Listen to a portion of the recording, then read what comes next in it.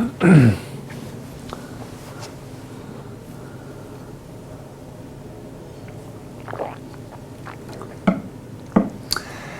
guys, how's it going? Well, today we're going to be talking again about this whole abs issue. I'm just going to get comfortable on my couch here as we talk. So yesterday we talked about the notion that sit-ups don't really burn belly fat. Okay, so we talked about that yesterday. If you want to refer to that video, you can do that. Today I want to talk about another really important and often misunderstood concept, which has to do with exercising, whether it be cardio or anything else, after an overnight fast. So, if you go to bed and you don't eat breakfast in the morning, are you going to burn more belly fat if you don't eat breakfast? If you just go for a workout or if you go for a light cardio session, will you burn more belly fat if you do that? So before I give you the answer, and the answer is really not cut and dry. There's a lot of confusion still in the literature. Let me give you the backing, the science behind how this works. So to understand how our bodies operate, think about it this way. When our bodies evolved to be able to deal with stress in different manners, right? So as we were first put on this earth and we were hunter and gatherers, or the typical kind of Neanderthals, the cavemen, hunting down different foods, we would go through bouts of famine where we wouldn't necessarily eat for several hours. So, over millennia, the body is very smart and it develops this mechanism where it says, hey, you know what? I don't necessarily know where my next meal is going to come from. Therefore, I'm going to store some of that as fat. I'm going to hold on to it. And in periods of stress where we don't know where food is coming from necessarily, and obviously these days we don't have to worry about that anymore, really, but still that mechanism is still in play. So we have all this natural tendency to store fat, and when we go through situations where we don't have any food intake, what happens is that our body will further conserve muscle glycogen. So the carbohydrates that are stored in our muscles, the body understands that there might be situations where fight or flight might come up, right? So we might run into a bear, or we might have to get into a fight of some kind. So we either have to flee or fight. So therefore we need the immediate energy reserves to be able to do that. So our body's not going to go and just get rid of all of our muscle glycogen, which is the main source of fuel in intense workouts. Okay, so the body just kind of in a general state is looking to maintain normal blood sugar levels, and obviously to spare our muscle glycogen, because just in case we need to fight or flee, we have those immediate energy reserves, blood sugar and muscle glycogen. Okay, now when it comes to fasting, here's something pretty cool. So one of the benefits, and this actually will tie into one of the benefits of doing a short-term fast, is that during a period of fasting, again, as I mentioned, the body will automatically over time look to save carbohydrates and shift to burning more fat as a fuel, okay, known as lipid oxidation, if you want to go through some of the scientific literature. So it's interesting because the more often you train your body to perform, for instance, a 18 to 24 hour fast or an intermittent fast, the more you train your body to shift its fuel utilization to choosing more fat. And that's a good thing, because we all want to burn more fat and save more of our muscle glycogen and blood sugar. Okay, so that makes total sense. And that's one of the benefits of doing a regular intermittent fast. Now, so what happens after, let's say you have dinner at 7 p.m., you go to bed, you wake up the next morning at 7. So that's a 12-hour fast. Let's say you don't have breakfast, you go to the gym, and you do, I'm just going to, as an example, hop on the treadmill and do a half-hour cardio session. Doesn't matter if we'll just say it's a nice, easy jog, okay, nothing too intense. So what happens during this situation is, again, we are now in a carbohydrate stress situation, right? Because we haven't brought any new carbohydrates into the body. Our blood sugar may have dipped a little bit. So what is your body going to do? Well, it's going to preserve what it already has. It's going to want to conserve as much of the muscle glycogen as possible.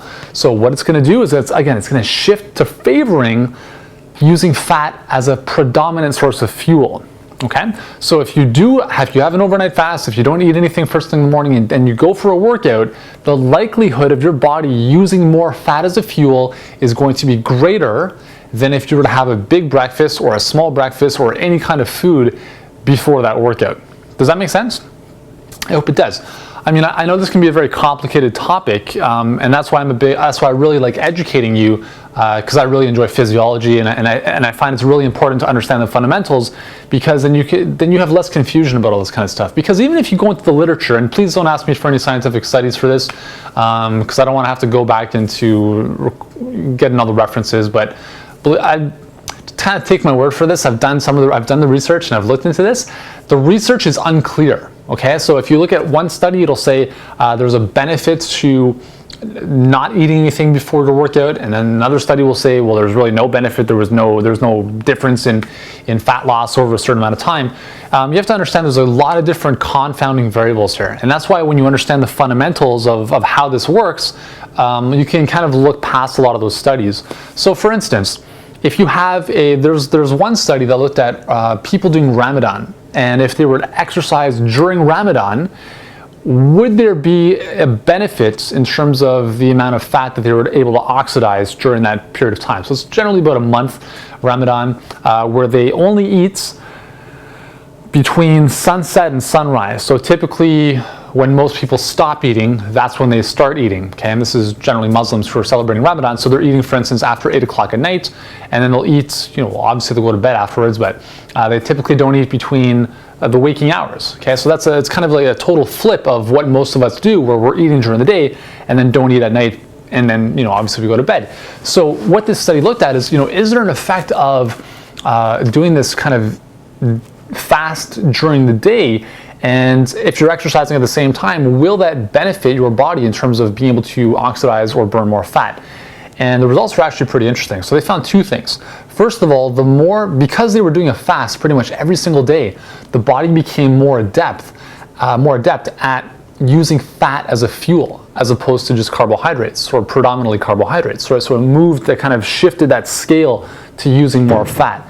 Because again, it was this constant daily carbohydrate stress, and the body becomes adapted to that, right? So it's really, really cool. And the same thing, this is actually the exact same thing that happens. So this is where stuff gets really cool. Fasting and exercise almost have the exact same effect on your body's selection of fuel. So when you exercise on a regular basis, one of the benefits, especially with endurance training, is that your body is able to spare more of its glycogen and use more fat as fuel. So for instance, we see this with a lot of endurance athletes, where the fitter they are, they're required to exercise at higher intensities and longer durations before they start tapping into their muscle glycogen. Because now what they've done is they've trained their body to become, to favor, if you will, they've trained their body to favor using fat earlier on in the kind of intensity and duration game of exercise. And so that's really cool. So fasting and exercise have the exact same effect. The more often you fast and the more often you exercise, the more you train your body to use fat as a fuel. And that's a great thing, because that's ideally what we want to do. Now, is this to say that you should fast every single day? Well, no. I don't think you should. I think one fast a week is awesome. If you want to do two, kind of spurts that with a couple days, that's totally fine. But they wanted to use an extreme example. In this case, the study with the Ramadan participants.